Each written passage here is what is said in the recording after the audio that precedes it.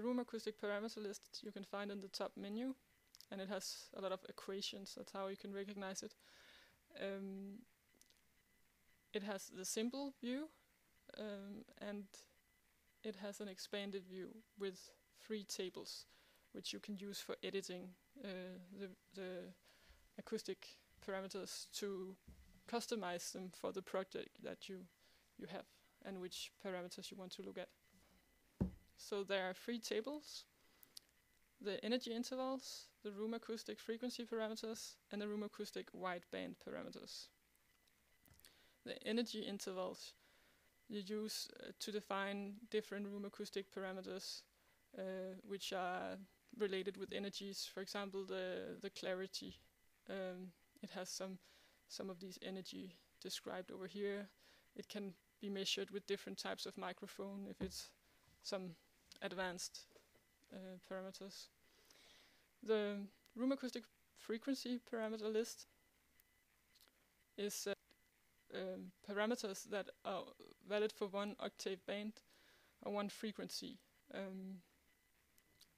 And then the room acoustic wideband parameters are cross frequency, defined by different frequencies, for example an average or A-weighted sound pressure level. So if you want to add the T10 reverberation time, you can add a frequency parameter below the one you have selected, and then change the words of this one.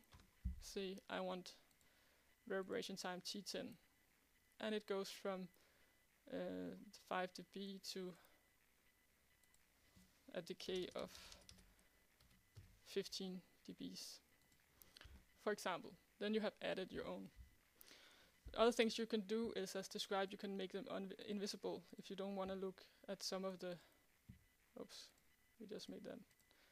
If there's some of the parameters you don't want to see in your final results. Then you can, if you're not satisfied with the grid, which is statistically made, you can make your own grid scale here and say where should it go from and to.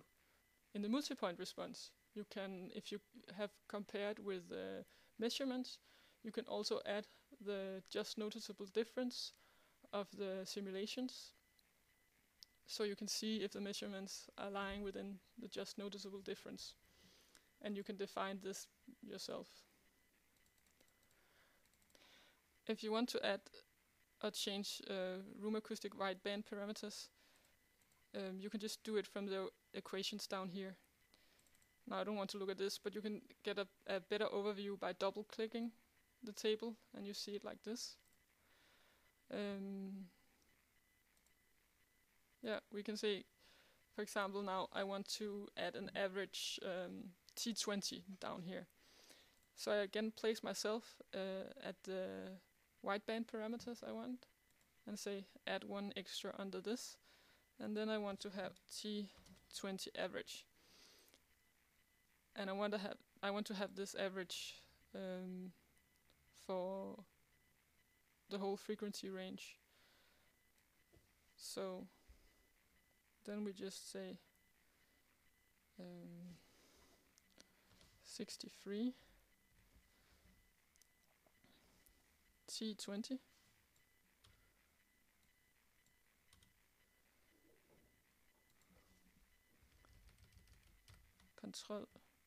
Control C plus Control Paste V 125, so on and so forth, plus 250. Then you have to divide with 8, or you can say times